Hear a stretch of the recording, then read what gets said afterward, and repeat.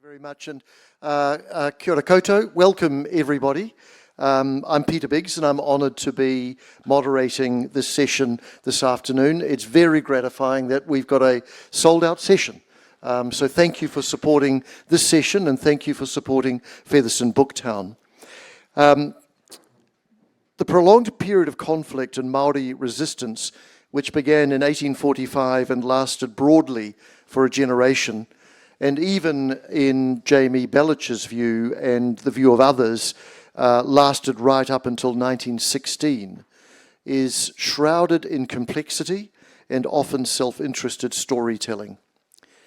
Yet despite the debates and discussions among historians, and all of the books that have been written, and there are a number of books here on the stage, and there are books over in the bookseller's tent, and writers are more than happy to sign their books. If you'd like to buy a book after this event, they will sign them.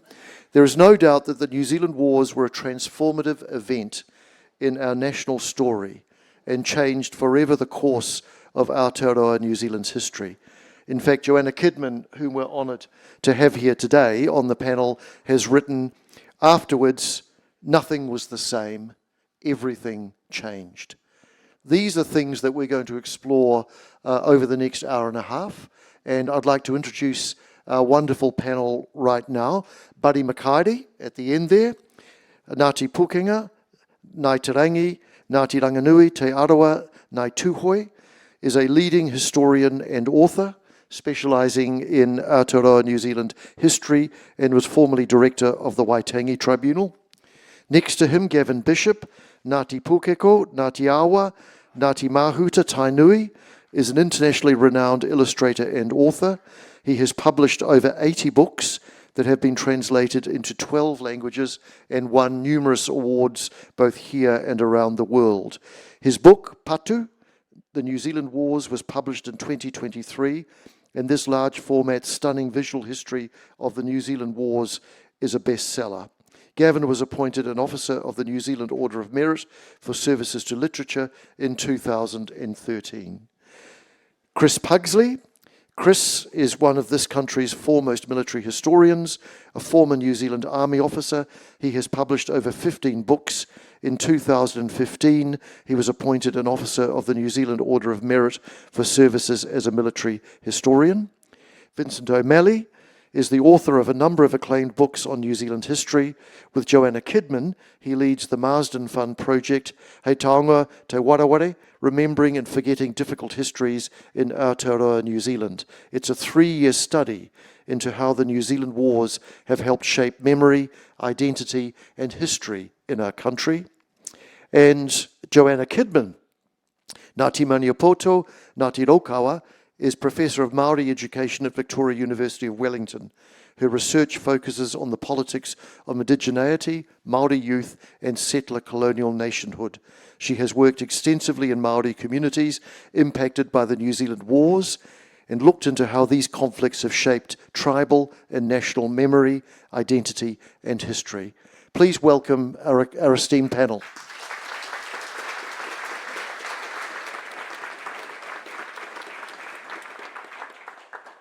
So it's interesting, the language that we use is important, obviously, and words that we use are important. And we don't talk about the New Zealand War, we talk about the New Zealand Wars. We also have spoken, and there have been books written about the Māori Wars, the Land Wars, the Colonial Wars, New Zealand Civil Wars, as some people refer to that period of our history. But we do call them right now the New Zealand Wars, Ngā Pakanga Aotearoa. And Chris, these wars, as I said, lasted from 1845 traditionally to 1872, but also beyond. Could you just give us a quick overview of these New Zealand wars? Can you hear me at the back? Okay. Sorry? Is that on? You might have to hold it right up, Chris. Hello? There we are. So panelists, just if the mics are up here, everybody can hear. Thanks so much. Road test, we'll sing a song. And there we are. Sorry. I would call them the wars in New Zealand. And in particular, you have to understand the New Zealand Wars in the context of 1807 to 1845. 1807, the first battle of musket between musket, Maori to Maori. If you look at Ron Crosby's The Forgotten Wars, you will have a look at some 1,000 musket battles of all shapes and sizes between that first fight in 1807 and the last invasion into Buddy's homeland in 1845. Now, in that context, when you look at post-Treaty of Waitangi, you see a land where vast population displacements, perhaps some 20,000 dead in a population of, they estimate, perhaps between 100,000 and 150,000. Auckland can be settled because it's vastly unpopulated. Parts of Taranaki are the same. It's in that context that Waitangi, as this eminent panel, excluding myself, are still discussing and investigating. But 1845, the Northern Wars, essentially, even though we paint it as primarily between Pākehā and Maori, it's nothing of the sort. It's Tamati Wakanene, angry at this upstart Hone Heke, who's backed by that wily old fox, Kawiti, who accepts the red coat help because he wants to see how these new boys work. But in the critical battle at Ruapekapeka, it's a victory, not to those who believe in Bellich's mythology of the trap theory, but to Tamati Wakanini, who prevents Despard making a foolish attack on the Saturday, and then when both sides are at church, instigates an attack that catches Kawiti out. And so Maori defeats Maori. And then that flows down into Wellington, Taranaki, and Taranaki bubbles on. And then Gore Brown, pushed by the Auckland merchants, wants to invade the Waikato. And the Waikato, he's too overt. And so he's replaced by Grey, who promises peace but plans for war. And the Waikato campaign is a superb example of the American Civil Wars writ large. A very experienced and talented local population, Riwi Maniapoto, Wiremu Tamahana, superb defensive skills that have been nurtured in 3 decades of battle during the musket wars. They don't need the Pākehā to learn how to build trenches or have flax over the palisades. They've been doing it since the 1820s. And it's in that context logistics plays a part. You can only understand the limitations of the Waikato campaign in terms of the Punio River by logistics. And of course, Grey suddenly finds the war he starts, he can't control. He tries to arbitrate an end, but it doesn't happen. Taonga, Buddy's Gate Pa, brilliant book. And in fact, I meant to hold up all the books as I was burbling on like this. And I'll just do it so you can just see the riches that you should be looking at, and in particular, the voices. And Vincent's superb book on the voices of that war is essential. Patu, brilliantly illustrated, and I'm going to have big discussions over his belief in Belich's mythology after this. We're going to get to that, Chris. And you and Gavin, bring it on. And then, of course, a reversion to pre-Christianity ideals, the wars, almost the wars of religion. The 30 Years' War, and in the Taranaki, Tira to Ua, where both sides are prepared to take heads, and war at its dirtiest and its nastiest, Koti and Ngātapa, and then a period where it's not war or peace, but the king country is forbidden. And so that stretches on until a peace is declared, but it's not peace. As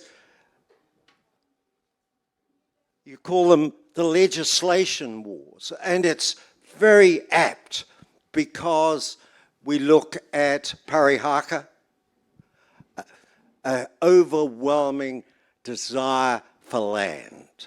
And that drives us, and it drives us right through until the present day. And then the dog tax war. And either war or peace, the object is the same: to acquire land, whether it's at the end of the First World War or the Second World War. Every time, Maori will pay. But that's enough. That's brilliant, Chris. Thank you very much. And you've given us a superb overview. Thank you. And we're going to come back. We're going to come back to a lot of points that you've raised. But before we do that, I mean, each of this wonderful panel have come to their area of study on the New Zealand wars in their own way and for their own reasons. And if I could begin with you, Joanna, I mean, what prompted you on your journey into researching and understanding more deeply the New Zealand wars? Kia ora. Can people hear me okay? Okay. The mic is on. How's that? Okay, I've got to just about swallow this thing. Well, kia ora, everyone. Thank you for being here. I guess, Peter, it was a long journey into my interest in the New Zealand wars. I'm a sociologist, so sociologists look at conflict. We look at how societies go to war with each other, but we tend not to really focus on the wars that have happened here in this nation. I was born in Rotorua, so I'm the child of a Māori father, Ngāti Maniapoto father. I'm a proud Tainui woman and a Pākehā mother. And so by the time I came along into their marriage in the 1960s when I was born, my parents had established themselves in two communities in Rotorua. One was the marae community, a Ngāti Whakawe marae community, which is on the lakefront of Lake Rotorua. And my parents spent a lot of time there, and some of my earliest memories were at this marae on the lakefront of in Rotorua. But we also lived in a suburb around the other side of the lake, which was a very Pākehā suburb. There were very few Māori families there. And so we were living in one suburb, but we were spending a lot of our time with the haukainga of Ngāti Whakawe, who folded us into that community. And it was wonderful, actually. So one of the things that some of my earliest memories were of the tensions between Māori and Pākehā and Rotorua in the 1960s at that era. So we would spend a lot of our spare time at the marae. We would attend hui. There's a small church at the side of that marae, which at the time was the parish of the Reverend Manu Bennett, later Bishop Manu Bennett. My parents were married there. I was christened there. And that was where I was allowed to be this Māori child. And so that was what was normal for me. That was how I grew up. But what I became aware of very early on was that when we went back home to our suburb of Linmore, we'd drive around the lake and almost automatically we'd start to shift our behaviour. So we'd kind of leave the marae as Māori, and it was almost like putting on a new set of clothing as we moved towards the Pākehā suburb where we lived. So by the time we got to Linmore, I was behaving differently, I was speaking differently, I was engaging in more Pākehā ways. So I became really early on aware of the conflicts that existed between these groups of people within this region. A lot of it wasn't overt, some of it were kind of hidden conflicts. But there was an unease there that I became aware of, that in this Pākehā suburb where I was often seen as being kind of lesser, and that was because of my whakapapa, my Māori whakapapa. We ended up going to live in Wellington. I learnt nothing about the wars living and growing up in Wellington. And through the 1970s, this was an era of huge protests. There were the 1975 Land March. There was Bastion Point, 1978, Raglan Golf Course. So this was a time of enormous tension, and people were trying to make decisions about where they stood in relation to these huge events. Time went on, and it wasn't actually until about 2014 when I was driving Vincent, who is also my husband, around the Waikato when he was doing his research for his big book on the invasion of the Waikato. And we'd sort of folded our time together into, there was a family wedding in the Waikato, and I was driving him around to battlefields as he was doing research, and at the end of this we were going to a family wedding. And it was at that point, it was being in those battlefields and hearing the stories of what happened there, that I started to connect in quite significant ways with the New Zealand Wars. They offered me a way of speaking into these silences that I hadn't understood before. So that was kind of where I was drawn into that space. Thank you, Joanna, and it's very interesting moving from you as an academic and a university researcher to you, Gavin, who approached the New Zealand Wars through Patu. And you approached them as an artist and as an illustrator. So what drew you to this period of history? Well, and I'd like you to talk about, it's not just an academic interest for you, it's personal too. Yes, thank you. Well, I was born in Invercargill because of the New Zealand Wars. Let me explain.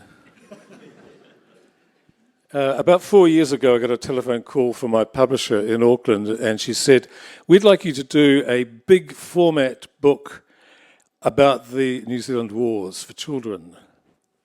And I just freaked out. I said, "I can't do that. I don't know anything about them. Don't know anything about those wars. It's too much to ask." And they said, "Well, we'll leave it with you. Just have a think about it." Well, I sort of, had many sleepless nights thinking, I can't take that on. It's just enormous. So eventually I thought, well, perhaps I should start having a read of what's already been produced about these wars. So I read some of Vincent's books, I read the Bellich books, I read all sorts of books, and I started to make some notes. Well, that took me a year to actually come up with something that conformed to the restrictions that I was given. I don't know whether you realise it or not, but when you write books for children, they are full of restrictions, limitations. I was told that I had to write this book, but I could only use 64 pages.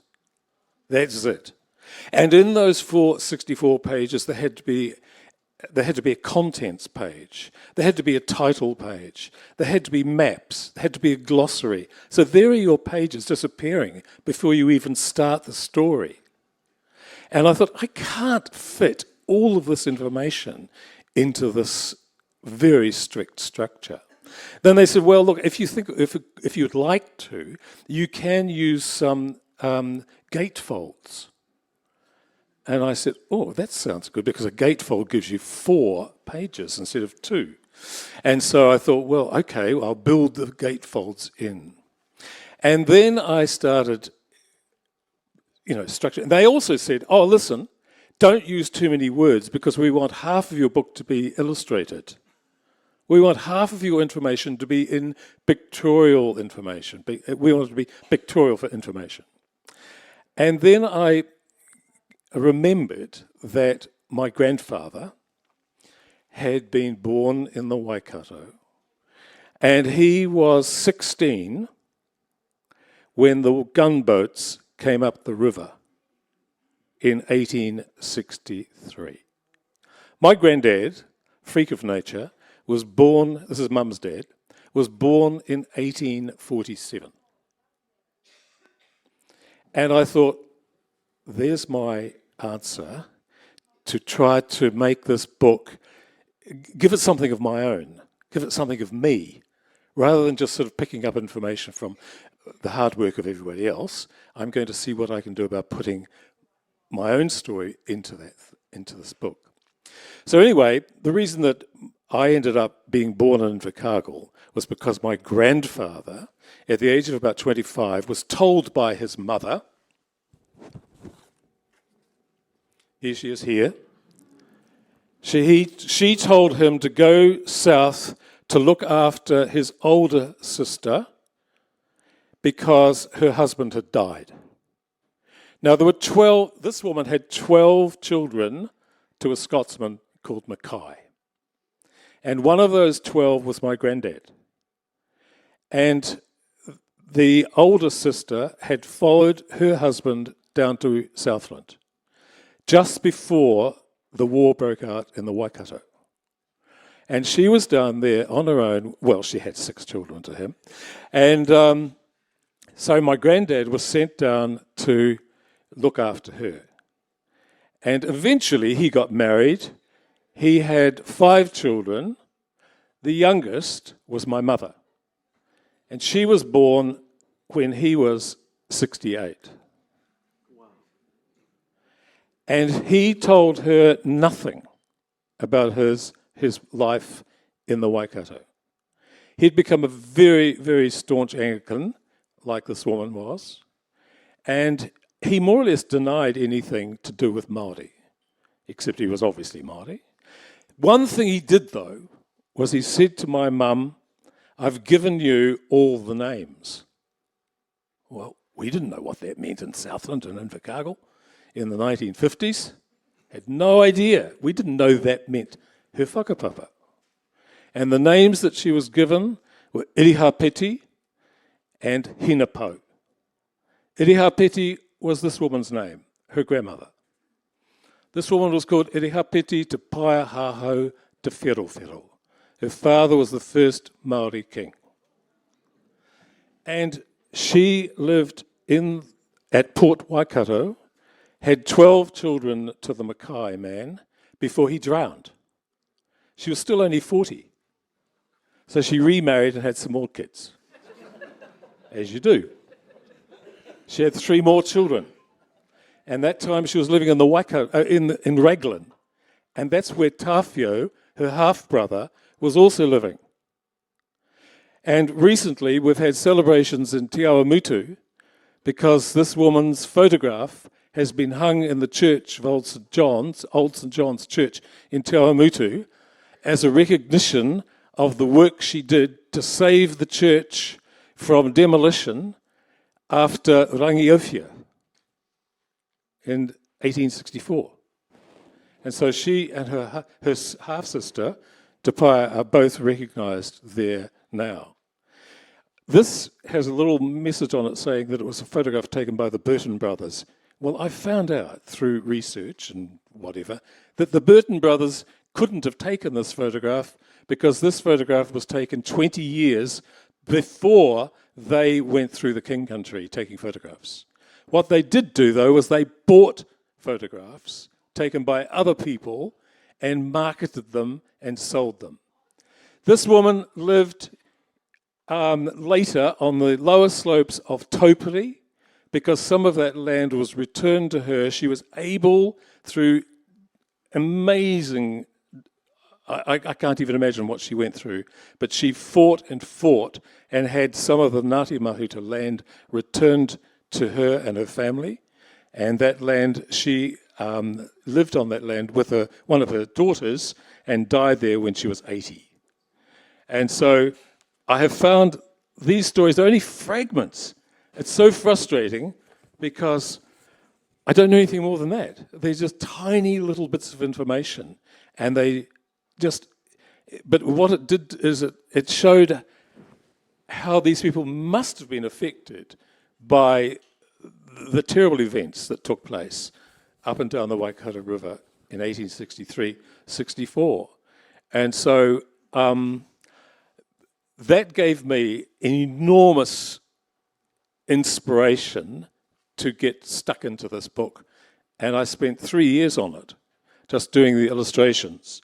And the other thing is that the illustrations had to be based on probably photographs. I didn't want to use photographs in it, but I used the photographs that I managed to find and to give them a kind of sense of unity, I redrew all the photographs as scratch boards. So they sort of have a kind of 19th century look, and they sort of look slightly photographic, but they have a kind of a graphic quality about them as well. And they also give the book a tremendous unity, which I wouldn't have got if I'd used, a hodgepodge collection of photographs that exists in public collections. So, sorry, that's a bit all over the place, but that's where I'm coming from. I'm not an academic. I'm not a historian. I'm just one of these people that was given an impossible task, and I did my very best to get on top of it. But thank you, Gavin. Thank you.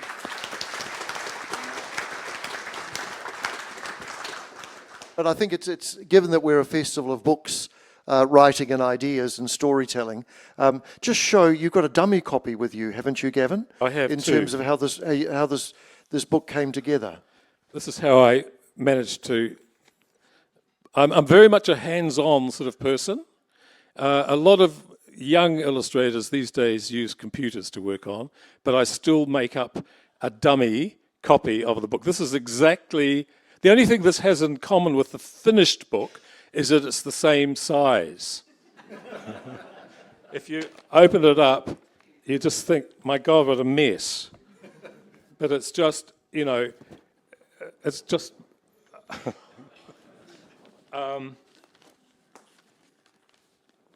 here's the...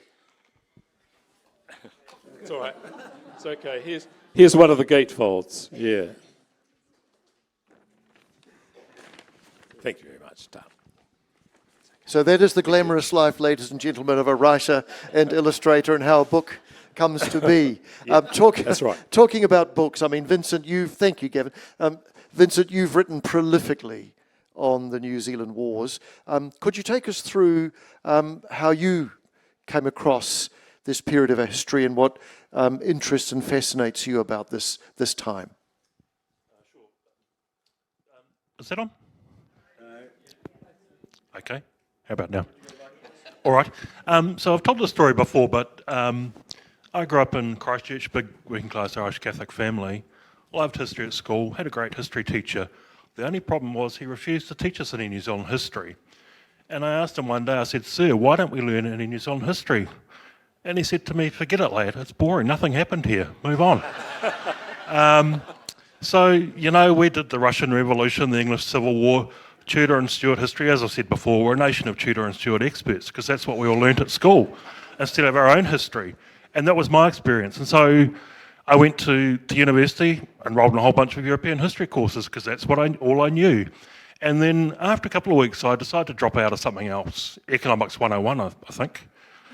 I was looking for a filler course, and I looked in Cantor magazine, New Zealand History 101. And I thought, oh, it'll be boring. My history teacher told me so, but I've got to do something. I enrolled in that. And I was blown away by what I learned in that class. And I thought to myself, why didn't I learn this at school?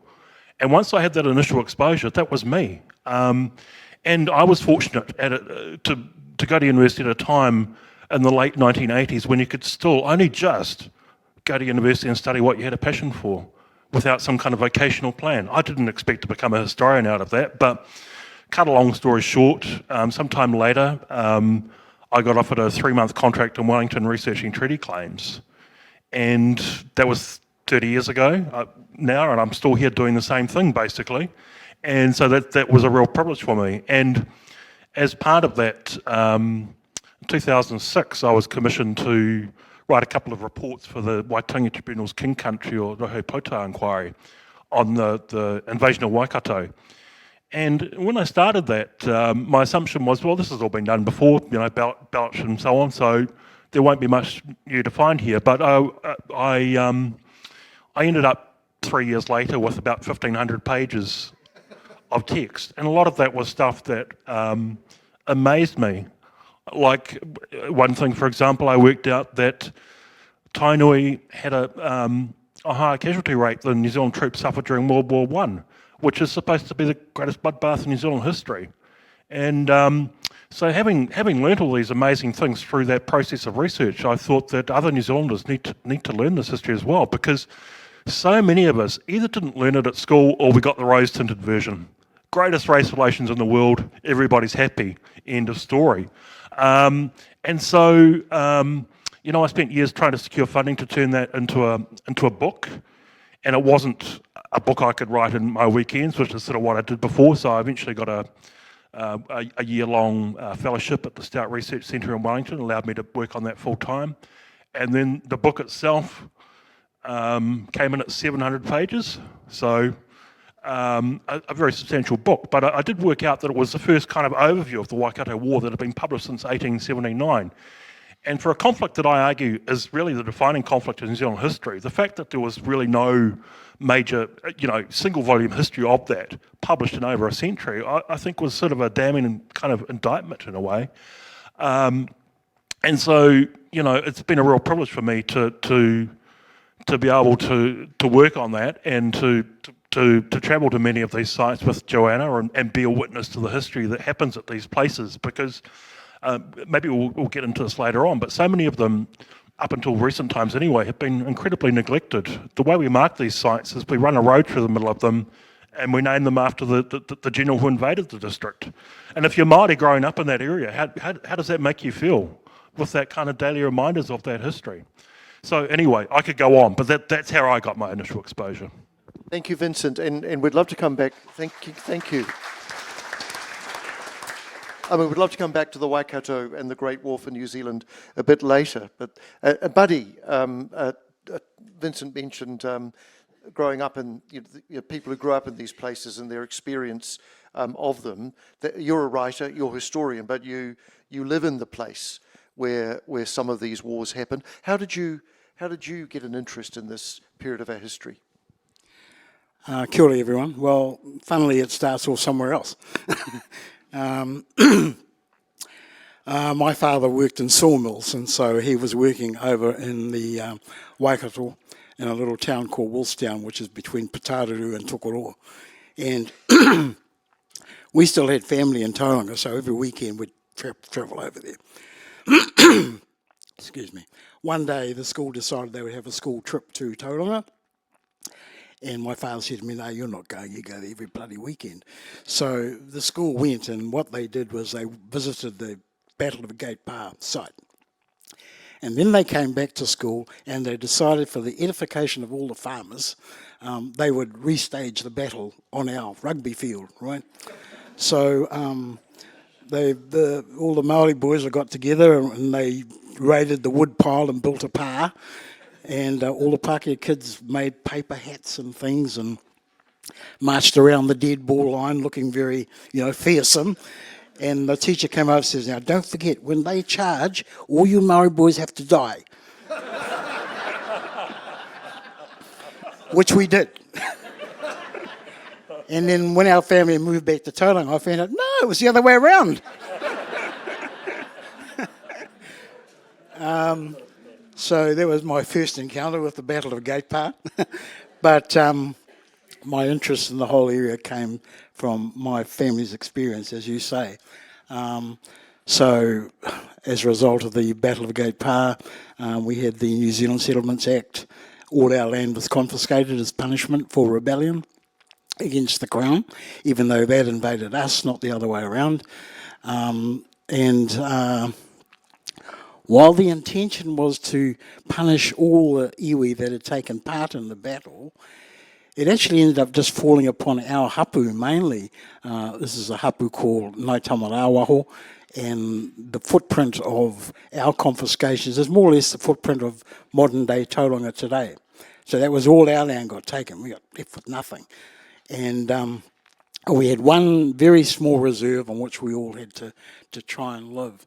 And so I talk about all this in the Gate Pa book, about how our family struggled on the outskirts of the city, how we in fact squatted on land in the city, because we had no land, we'd just stay there until the council came along and said, well, time to move along, folks.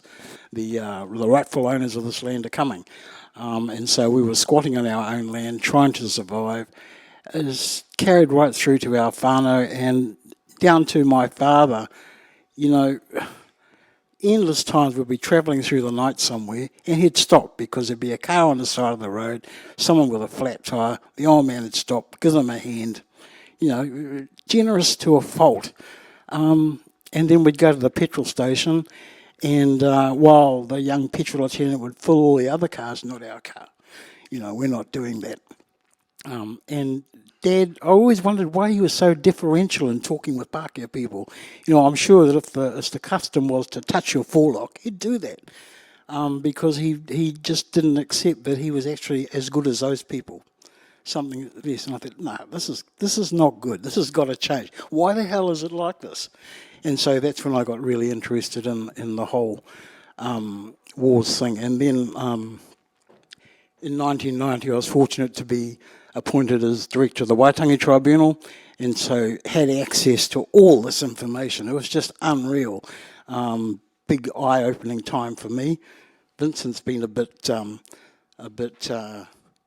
underselling himself. I found in the tribunal we were a bit short on clever people as researchers, so I just had a policy of anyone who's got an A+ in history in the country, you're going to come work for me. Vincent was one of those very good students. And so the whole thing for me has evolved from that. Going back to live in Tauranga after leaving the Waitangi Tribunal, seeing how, the way the council operates and all the government departments, they're all riding on the back of our misery, more or less. And so I've just made it a mission in my life. We're going to fix all this. So there's still a way to go, but I'm working on it. The project I've got at the moment is to build a New Zealand Wars Centre in Tauranga. It will tell the story of all the New Zealand wars with a natural focus on what happened at Gate Pa and the following battle at Te Ranga. But the intention is to work, but taking it forward to the actual reconciliation that we're trying to achieve now. And that comes about through giving a better focus to that whole history and making it more available to the general public. So I'm so pleased with the change in the history curriculum to put more of a focus on New Zealand history.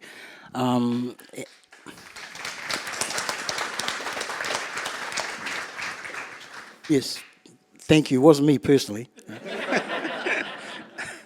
But I know, and I've talked to Chris about this, I said, mate, there's a textbook in here. Those teachers are just so lazy. If we give them a textbook, we'll be into it, yeah. So, yeah, that's how it's all come about for me. Peter? Kia ora, buddy. Thank you.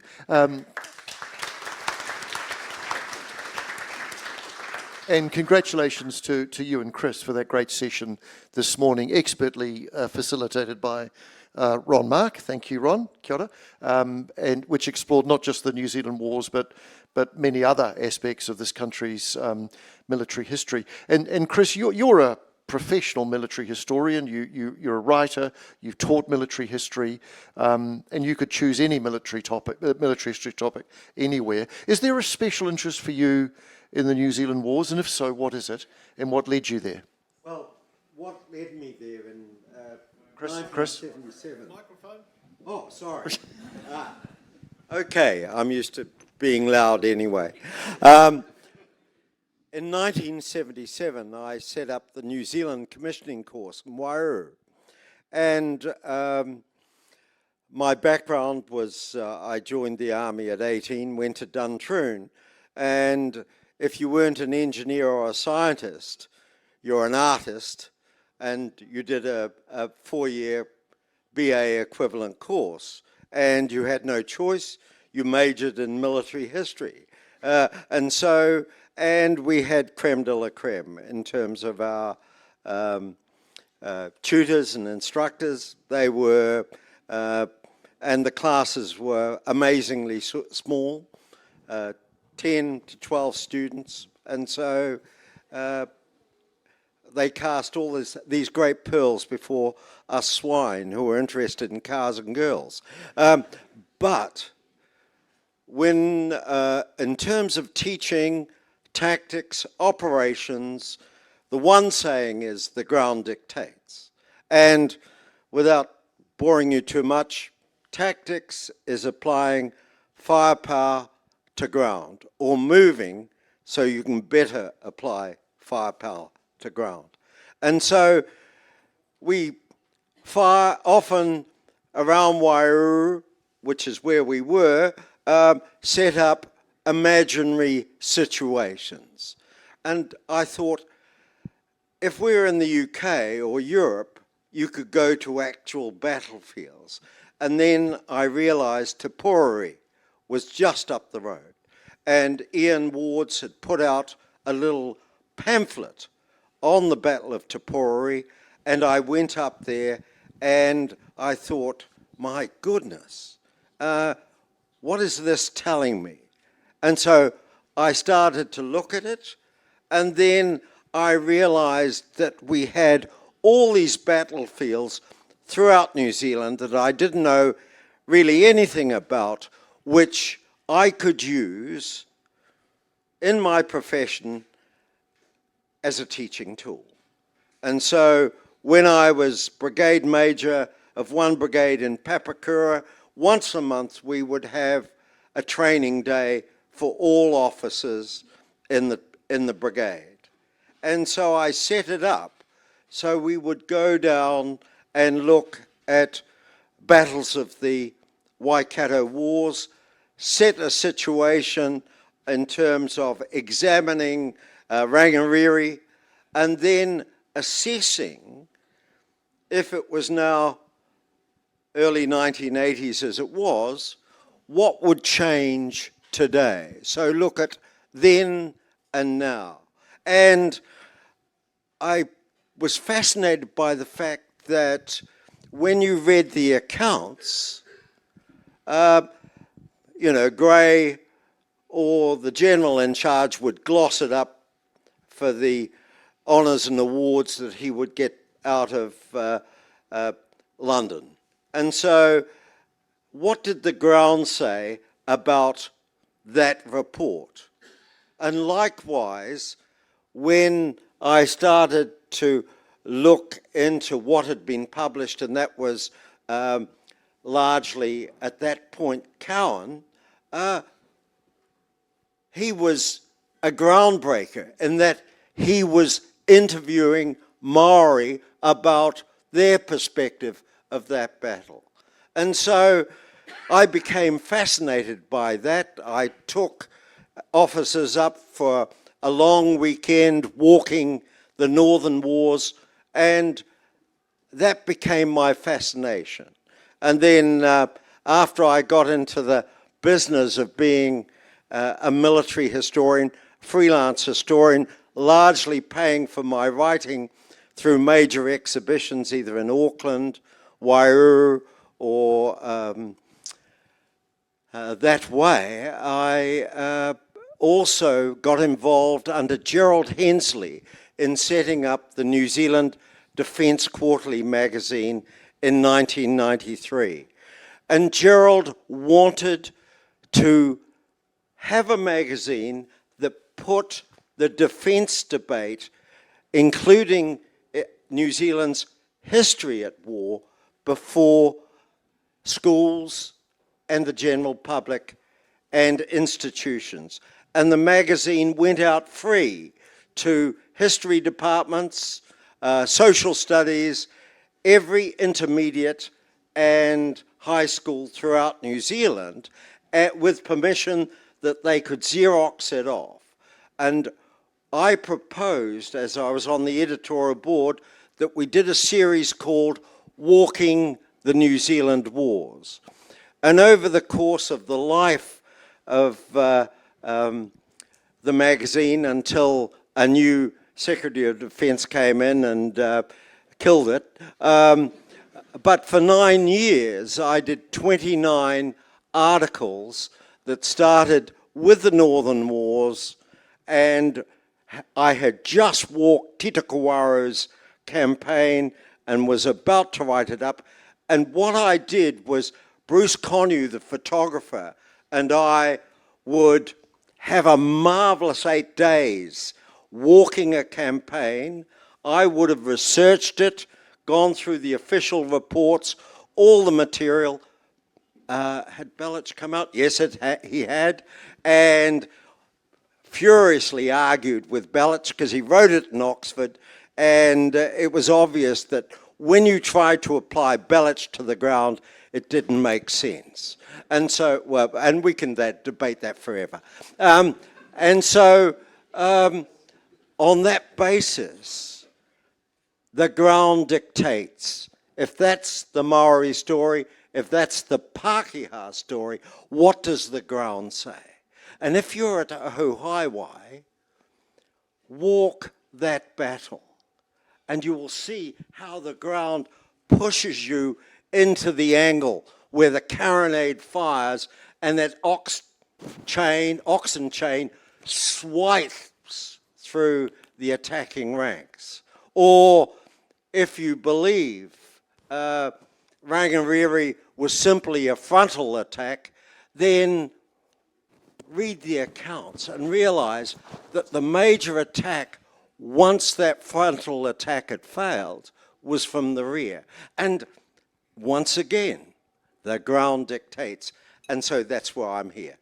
Thank you, Chris. So talking about the ground and walking and discovering the ground, what I'd ask each of our panelists to do is talk about a particular site or piece of ground that has resonance for them. And I know Joanna Orako has a particular importance for you. You've written about it. Would you like to take us through that and your experience of that place and the story behind that place? So, Orako. Orako was the last battle in the invasion of the Waikato. It was the fall of the Waikato in that area, and it was a brutal and very bloody engagement. So there were a number of iwi that turned up to support the Māori on the ground, Waikato Māori on the ground at that battle. There were about 1,400 British troops who turned up for that final battle of the Waikato, and it's one that is it has particular meaning for me. The first time that I went there, it was a very, very strange experience. It was part of the Marsden research project that we were doing. And that was the first time that I had really connected with the fact that my own tupuna had been part of this battle and had fallen in that battle. The battle itself lasted 3 days. It was most of the people who died inside the pa. It was a defeat for Māori who were there on that last day. Fled for their lives, but most of the casualties happened in that final last day of battle. And this was when ammunition was running very low, and it was really, really clear that the pa was going to fall. It was also a battle which has been valorised later and kind of romanticised. This was the battle where Ngāti Maniapoto, when he was called on to surrender, he said, "Ka whawhai tonu mātou, ake, ake, ake, ake. We will fight on, my friend, forever and ever and ever." So he refused to give way to the British troops when he was called on to surrender. It was also a time in that very last day when horrific choices were being made by those who were inside the pa, knowing that defeat was certain. So when Maniapoto refused to surrender to the British troops, General Cameron called on the women and children to leave the pa at that point. And one of our Raukawa tupuna stepped forward, and she said, she spoke on behalf of the women, saying, "If the men are going to die, the women and children will also die. In other words, we will stay with the men." And in part that was because the women saw no point in leaving the pa when knowing that the men were going to die. So they made the choice, this horrific choice, that they would die, women and children would die together with the men. And so when the last siege on the pa began, what happened was that the remaining Māori inside the pa formed together into a phalanx, and they had the wounded and the surviving rangatira in the centre, and they moved out of the pa, and they were surrounded by these British troops. And so they were moving together, and then there was just this frantic dash at the very end. There were some Māori who rushed towards the British troops in an frantic attempt to breach the line so that they could get through. Others ran towards the Puni River, which was about 5 kilometres away.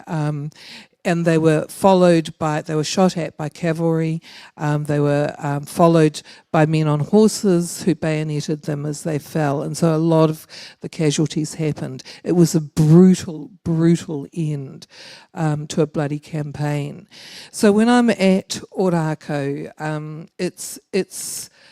it's a very strange place for me to be there. It had been in private ownership for quite some time, and even in the late 1960s, they were still, when they were ploughing the land, still digging up the bones of the dead who had fallen in that place.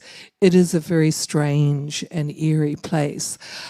Vincent and I were there just a few weeks ago. It was the 160th anniversary of the Battle of Ōrākau, and it was a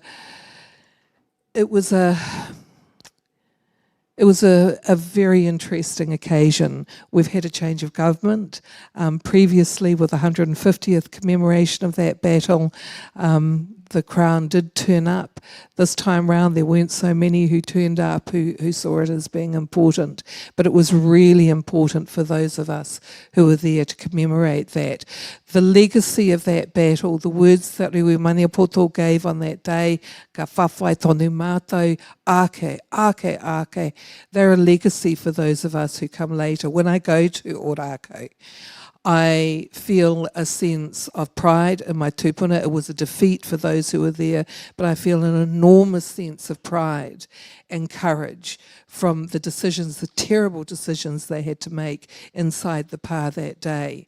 And so those words, "we will fight on forever and ever and ever," they resonate for so many of us now today, particularly as we see in very recent times a whole revisioning of what is happening for Māori, and with a treaty and with all sorts of things that are happening politically. So for us, Ōrākau is 160 years ago, but it's also something that is happening now. So when I leave there, I always feel like my tupuna are really, really close to me. And it's also a place where I get an enormous sense of courage. And so that's Ōrākau. Ora, Jenna. Thank you. Thank you. And thank you, Joanna. And Buddy, Pukehinahina Gate Pā. Tell us about that. Obviously. My partner Fiona and I have bought a little house across the valley from the battle site.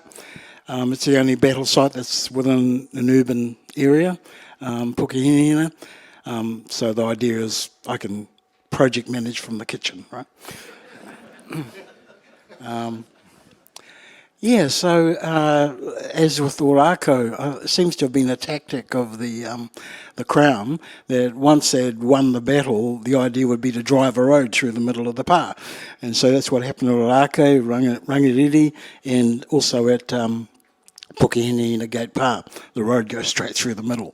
And I think the British built a redoubt on there afterwards, and now it's got St George's Church sitting on where the pā was. Even today, huge battle to keep the integrity of the site, with the intensification of housing proposals put forward by lots of councils. Tauranga City Council's intent on allowing 27-metre high apartment buildings in front of the battle site, which then cuts out the sight line towards Mauao, Mount Maunganui, which is the traditional Mauao referred to by every one of the Tauranga iwi as part of their pepeha, called Mauao Te Maunga. And so taking that away would, for us, it's not on. So we've told that to the council in very firm terms, and we're just waiting to see what happens next. Why is it a favourite battle site? I went there in 1964. I think I was in the third form. I'm not making this up. I was in the third form, and it was the 100th anniversary. There were various government officials there, some Governor General, I think. I can't remember a word of what was said that day. I do remember one of the sailors in the honour guard fainted and just missed his bayonet, which for us third formers was hilarious. And that's about it. So coming forward in time, we've had, I think, last April 29th on the morning, we've had a whole number of ceremonial po put up on the site, each one to remember the different iwi that took part in the battle. We had them all refurbished for this 160th anniversary. I think we had about 2,000 people turn up at 6:45 a.m. I'm sure it was for the ceremony, not the breakfast that followed. Later in the day, we have a very close relationship with the remnants of the 68th Durham Light Infantry from England. They're now part of the Rifles Brigade, but they've still got an association. So they sent out a whole lot of crosses for us to put on the graves of the dead soldiers. Very cunning, the Cameron and the army at that battle, because does everybody know what a forlorn hope is? Right, so the forlorn hope are the first group of soldiers to charge into any position. You just notice that at Gate Pā, the forlorn hope is made up of sailors. So you can tell the army was in charge. Anyway, all the dead are collected up and buried in the mission cemetery at Otamataha in Tauranga. And so, yes, we honour both sides by placing these crosses there. So that was a lovely little ceremony. And it was also to just reflect on the ongoing relationship we have with the British Army, because those of us here who have been in the infantry will know the infantry corps belt, which is green with a thin red stripe through it. So that comes from serving alongside the Durhams in Malaya in 1964, where we both, our Royal New Zealand Infantry and the Durham Regiment, share the same colours. So that's a connection that we'd like to keep alive and keep that going. And then in the evening at 4 o'clock, we have a traditional church service. 4 o'clock is the time of day when the attack went in. It's called the 60 Bells service. There's a bells toll for everyone that died that day. And a wonderful service with all the community participating. And that's kind of an annual event for us. Yeah. So I might ask you, Buddy, or any member of the panel, why are we so bad at this, commemorating, remembering? I mean, I've studied the American Civil War for years, and you mentioned this morning that you've been there to look at the Centre for the New Zealand Wars. Shall I tell them about the Ku Klux Klan? You can get to the Grand Wizard a bit later. But why, as a country, are we so bad at remembering and commemorating? We've got sites that are so badly looked after or preserved or signposted. I think that's all changing, Peter. We have a very good relationship with the council. The reserve itself is beautifully maintained. You know, people even come and sweep up the leaves. Amazing. But the Americans would have a visitor centre there. They would have resources to tell that story. But sorry, Buddy, go on. It's coming. I just got to find 55 mil. And I think every year between myself and the vicar of St George's Church, we would put through probably about 2,000 kids who come and visit the site. But that's not just them. There are so many new businesses now relocating to Tauranga, and I've been so pleased with the number of them who have approached us and said, we think our staff should know about what happened here. So, you know, can you tell us? So we have a half-day tour where we do all the historic sites in Tauranga and terminate at the RSA, but just before that, we terminate at the battle site itself, yes. I mean, I love what you wrote, Joanna, about, I think if I'm capturing it correctly, it's almost like you explore the silences. And for a long time, Vincent, as you were saying, Gavin, I was the same. We knew nothing about this period of our history. Vincent, why did we know nothing about it? Why was there the silence? Or if there wasn't a silence, there were particular ways of storytelling, which we're now finding out aren't the real stories. Yeah, it's a very interesting sort of story because, and here I'm talking about Pākehā. For a long time, up until about the 1970s, Pākehā did engage with this history, but it was a kind of mythical version of this history. In 1914, a huge crowd, 5,000 people, turned up at Ōrākau for the 50th anniversary. Most of them were Pākehā, and they called it a celebration. Ōrākau was a place where at least 160 Māori had been killed. As Joanna said, most not inside the pā, but literally running for their lives on foot while they've been chased down by men on horseback, cutting them down, including documented cases of female prisoners being bayoneted to death in cold blood. That wasn't the history that these Pākehā turned up to celebrate. They turned up to celebrate this notion that this was a chivalrous and noble conflict after which Māori and Pākehā settled down to become the best of friends, the greatest race relations in the world. So I've argued that this is sort of a pre-Gallipoli foundational narrative for the nation, for the Pākehā nation anyway. And that, you see that in the 1960s, it's the centenary of these conflicts as well. Similar sorts of themes. We are now one people. He iwi taho kotahi. And by the 1970s, that's starting to shift. You've got Ngā Tamatoa, you've got a new generation of historians challenging that kind of rose-tinted version of this history. So you can no longer celebrate this history, and instead for many people they just turned away from it. Don't talk about the New Zealand Wars. So there was this kind of uncomfortable silence around this history. We didn't know how to talk about that. And I think that's only really started to shift in the last maybe 10 years. And we are starting to get better at protecting the sites. If you look at Ruapekapeka and Buddy's plans with Pukehinahina, what's happened at Rangiriri, where the mana whenua there have been resourced to reconstruct the trenches there. And the trenches there are incredible. They're 4 metres high. The British turned up with ladders. They were too short to scale them.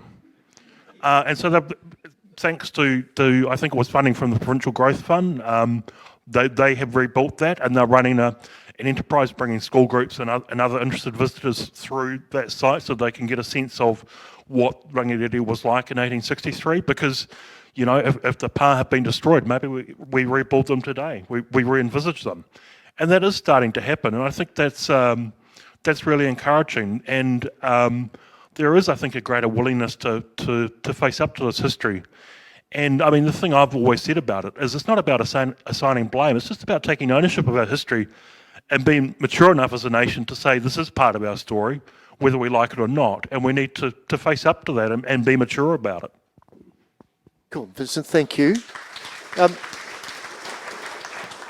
So Gavin, you were very honest, and when your publisher rang you, you wanted to turn it down because you didn't know enough about that period of history. That's right. So what illuminations came to you specifically or saliently as you researched your book and prepared I was it? reminded of the education that I'd had as a kid in Southland. I can still remember, and I reckon in a way, from what I've read about the Native Schools Act, that affected the education, after the wars in the North Island, that they affected the things that I heard my grandfather had learned. At his mission school that he went to, he was taught to remember the tributaries of the Danube River. That was his education. And I reckon that when I was at school, like 100 years later, we were still being taught stuff like that.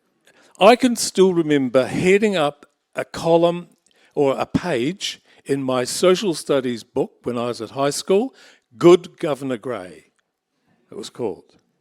And we always... He's worth a session on his own, I think. And we always referred to those wars as the Maori Wars, dumping the blame on them. And that's what I was brought up with. And I think my granddad's approach to bringing up his kids was to join the winners and ignore what he had come from, what he knew. It's quite obvious that that's what happened. But when I started, my readings for this book, I was interested, of course, to read further about the Wairau, it's sometimes called the Wairau Affray, or the disaster, or the massacre, or something like that. Well, the reason that I find that interesting is because it's one of the big things that happened in the South Island, whereas most of it seemed to happen up here. And it's not far from Blenheim, where my oldest daughter and her family live, and we go there a lot. Now, I've been out to the site. There's nothing much there except a huge memorial to the British who were killed there. There's no mention of the fact that the whole thing was an enormous setup. But my oldest daughter is she's the head of the art gallery in Blenheim, and next door to the old site was the city council buildings, and outside the front door was Blenkinsop's cannon, the thing that began the whole Wairau affray. It's sitting there, as a kind of a celebration of this kind of event. It has been addressed, though, by locals recently. But I don't know whether you realise that the Wairo thing was a big setup by this guy, Blenkinsop. He was a con man. And he wanted some water and some timber from a part of the Wairo that at the time Te Rauparaha, as the Ngāti Toa, was in control of. And he got them to sign an agreement. They didn't realise that they were actually signing away 26,500 acres of the Wairo Plains. 11 years later, he sold that agreement to the New Zealand company, who were in Nelson. As part of the deal, he gave Te Rauparaha the cannon that he'd stolen. And so when the people from the New Zealand company wanted to settle the Wairo, Te Rauparaha and his nephew Te Rangi, they stepped in and said, no, you can't do that. And they tried to stop it. To cut a long story short, there was a huge clash. 22 Pākehā were killed, 4 Māori were killed, and it was a complete and terrible occasion. It happened incredibly quickly and in a very short time.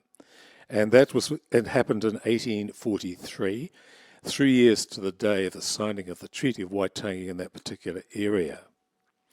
But the other thing that I found inspirational when I was... everything I'm telling you is about the stuff I found out when I was doing my book. Okay. So the other thing I found really inspirational was the Tauranga Ika pā built by Titoku Waru in Taranaki. It has to be one of the most extraordinary pieces of architecture that this country has ever produced. And it's like traditional Māori carvings. They are some of the best things that have ever been produced in this country, artistically. And I reckon that pā is probably one of those things as well. Unfortunately, there's very little evidence of it. There's a plan, which you can find in most books, and I have used it before in other books that I've done. But I wanted an elevation of it. And the only elevation I could find was on the TV series that was made by Bellich in the 80s or 90s. And I managed to contact the guy, Stephen Ellis, who had made those models. And I said to him, do you have any more information about that? And he said, I've got some sketches and drawings and things. I'll send them to you. And he did. And it was brilliant, because there was this insight, a glimpse into this building as a three-dimensional entity. And I found that so inspiring and amazingly helpful. That's what helped me produce the gatefold. There were probably things that I got wrong. I think some of the dimensions may not be quite right, but I hope that the essence of it is there for everyone to sort of stop and think, my God, not only were these battles incredible and the procedures and the trench warfare and so on, but the actual architecture that was involved in some of these places that were built, and sometimes very quickly, in a very short period of time. They are extraordinary. Thank you, Gavin. Kia ora, thank you. We've got about 10 minutes left, and then we'll throw the floor open to questions from the audience. But consequences and aftermath. And Joanna, again to quote you, the New Zealand War set in motion a wave of events that are still rippling through our families and communities. We live with the aftermath. So could you just begin a discussion around consequences and aftermath of the New Zealand Wars, what it's meant for our country and its people and its sense of self? Kia ora. I think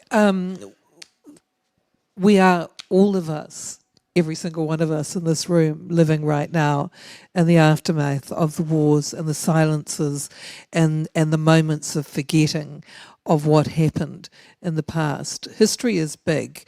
You know, we can't keep it all in our heads all at one time. But the wars were in many ways a defining moment for the people who came to them. And they're still unresolved. So, we have the Waitangi Tribunal, there are still claims going through that. But the reality on the ground for many of us, for Māori, I have whānau who are incarcerated, who we know that Māori will probably die on average 7 years earlier than Pākehā. We keep turning up in the statistics, and often we're blamed because we're lazy or we didn't make good life choices. But the reality is that for Waikato Māori, we were forced off our lands at gunpoint in the 1860s. We lost access to resources, to the whenua, to the stories that made us who we were. And for many communities, they just simply dispersed. So people left the land and many of them never came back. In Taranaki, people went on for 20 years. Babies were born into war. They grew to adulthood into war, and we're still living with the consequences of having lost the land, access to resources, access to marine and coastal areas. And that has a material impact on Māori lives today, but it also has an impact on Pākehā lives because we are in this together. We're in this nation together. So who we are and how we tell the stories of ourselves really, really matters. And so we're coming at histories from different places. So I come in as a Tainui woman, but I also come in with a Pākehā parent as well. So how do we tell those stories of us when there are still so many fractures and so many broken pieces in our stories of us? So how do we find ways of coming back together? And in many places we're doing that, in other places we've still got a long way to go. Kia ora. Kia ora, Joanna. Thank you. And Gavin, I mean, we picked it up earlier, but you talk about obviously the New Zealand wars, and then you do an account of the legislation wars, the Patu, Native Lands Act, New Zealand Settlements Act, Public Works Act, Native Land Court, Native Schools Act, which we've talked about. Vincent, just to put some statistics around the Patu, the confiscations, can you just talk in more detail about how much land was lost? Well, there was about 3.6 million acres confiscated directly under the New Zealand Settlements Act or the East Coast Land Titles Investigation Act. But actually this led to much wider land loss. So the Waikato War ends in 1864. In 1865 you get the Native Land Court established, which Hugh Kawharu described as an engine of destruction for Māori societies, and he wasn't wrong about that. That wasn't an exaggeration. 2 years later you got the native school system established in 1867. The thing is, neither of these would have been possible before 1864 without British victory in the Waikato War. And that's because these wars were really fought over what New Zealand was and what it might become. And at its heart, it went to which document would prevail. The Treaty of Waitangi, this document where Māori ceded unbridled sovereignty to the Crown, or Te Tiriti, where a partnership between Māori and Pākehā was promised. Both people would prosper together on the land through a genuine form of partnership, often described as a marriage. And by the 1860s, after the New Zealand Wars, we knew which version of these was going to prevail. It was the Crown's one. And that meant that Māori was sidelined for the next century or more. And that's why we're still living with the consequences of this. The Native Land Court, Native School system, one strips Māori of their lands, the other of their language. And we live with the consequences today, as Joanna said. This isn't ancient history. It's really the story of how we got to where we are today. So that's why I think it's fundamental that we all need to know about this history. And not just school children, I think adults as well. We need to catch up on the stuff that we didn't learn at school. And that's why it's really important that we have things like books and documentaries, but we also need, there are lots of other ways that we can tell the story. Protecting the sites is critical to that because they connect us to that history. And that's fundamental. But there are loads of other ways that we could engage in this history. The important thing is that we need to have those conversations at a local level around how that history should be reflected, even if it's in things like street names, place names, monuments and memorials. And there's not necessarily a one-size-fits-all answer to those questions. It's not a case that all of these memorials should necessarily be taken away, because there are alternatives. One option is contextualisation. You install an information panel that provides the information that's missing from that and commemorates those who aren't, like a classic one is the monument to Marmaduke Nixon in Otahuhu in South Auckland. He was gravely wounded in the attack on Rangiawhia, a place of sanctuary for women, children and old men. There's nothing about them on that memorial. So if you're going to leave it there, maybe you have an information panel that explains all that missing history, that missing context, and there are loads of opportunities to do that. The important thing is, as I say, is that local communities have those conversations, and mana whenua need to be at the forefront of that as well. Kia ora, Vincent, thank you. And thank you to our panel, because we're now going to move to any questions from the audience.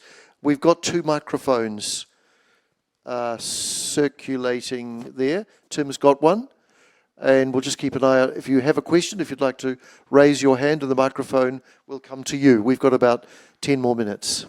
A question down here, Tim. Don't be scared, it's only us.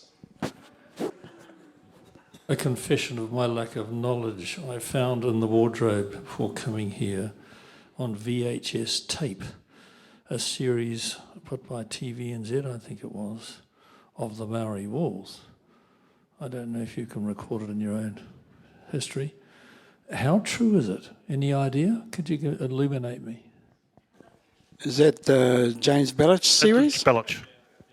That's about 1980s? His book was published in 1986, and the documentary was 1998. I think. 1998. Yeah. So that we're going to mention the B word, and I think the gentleman is saying how true, accurate is that series? Is that your question? Would anybody like to, Chris? Yeah, or Vincent?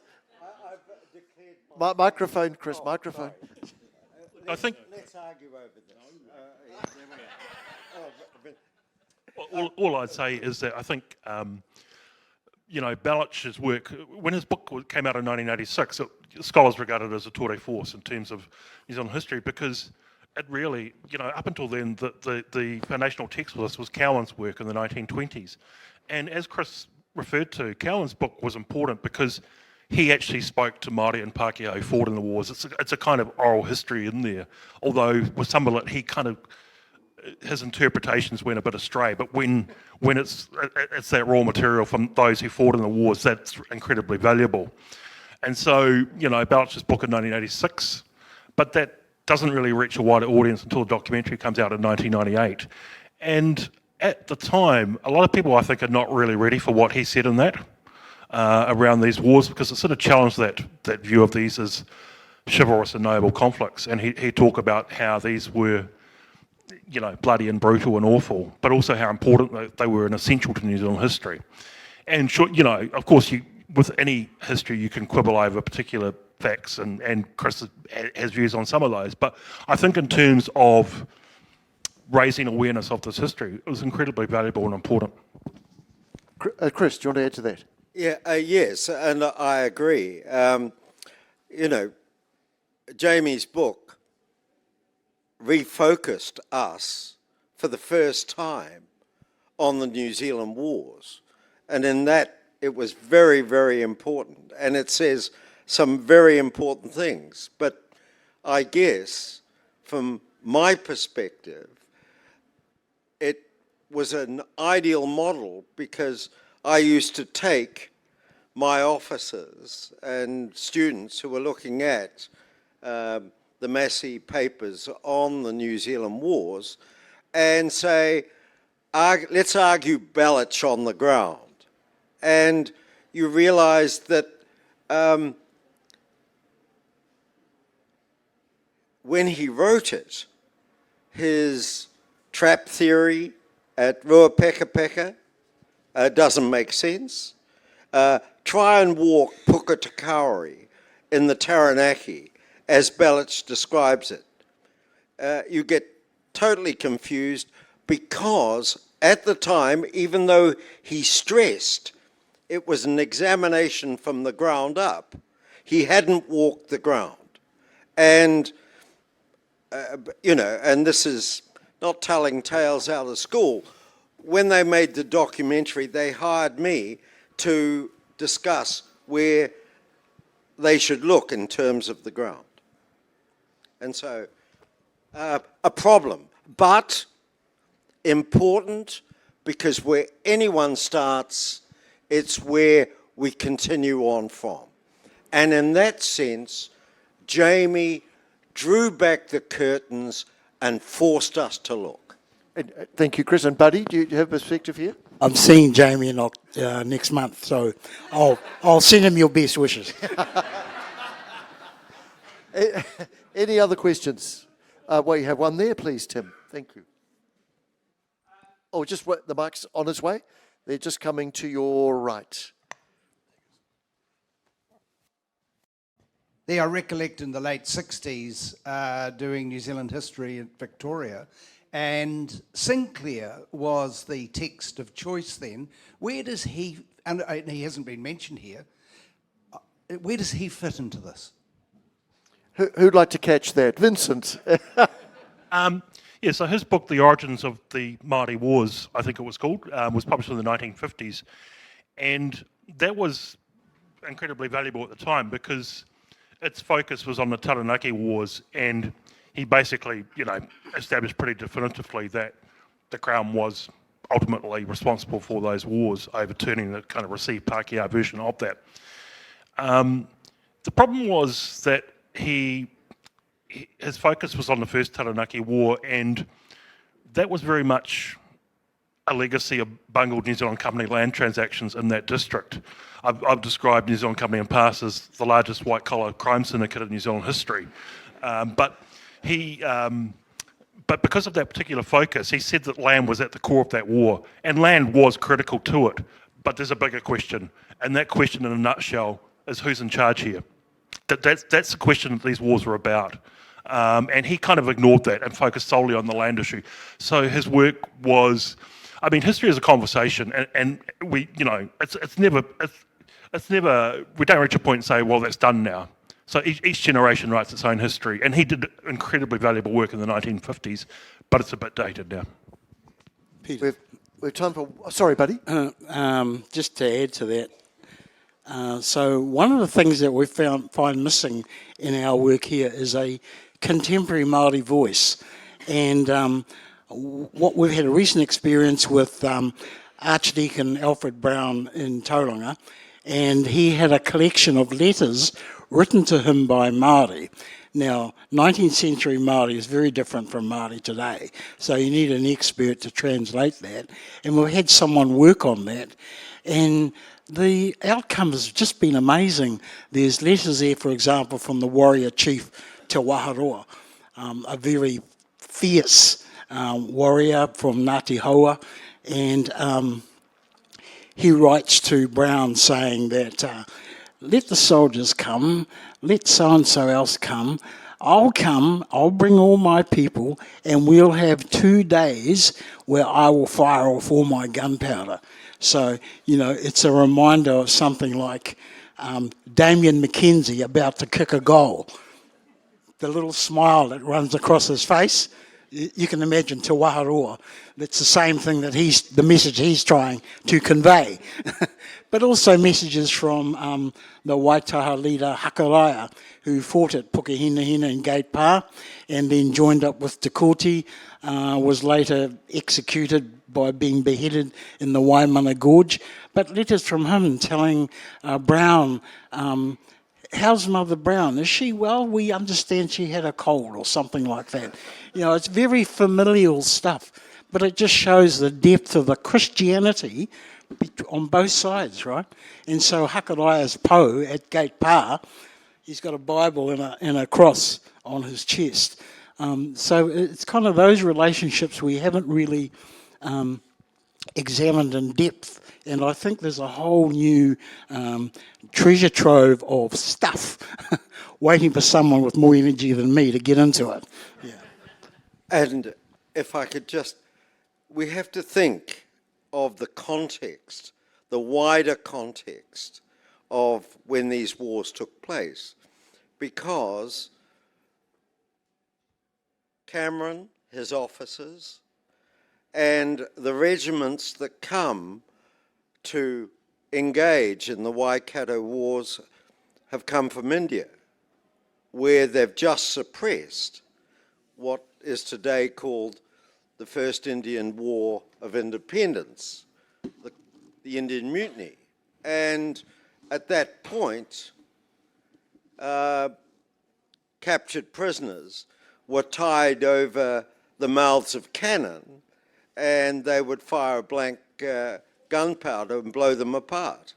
And so it's in that context that those regiments came looking at what they regarded as savages and treated them accordingly. And it's interesting that those savages could read and write, while the illiterate British soldiery, usually recruited from Ireland, could not. And so a context that is often overlooked. So a lot more perspectives to explore, ladies and gentlemen. I'm sorry, we'll need to close it there, Tim. I'm sorry. I'd like to thank our panellists very, very much. Buddy and Gavin and Chris and Vincent and Joanna. Please give them a round of applause.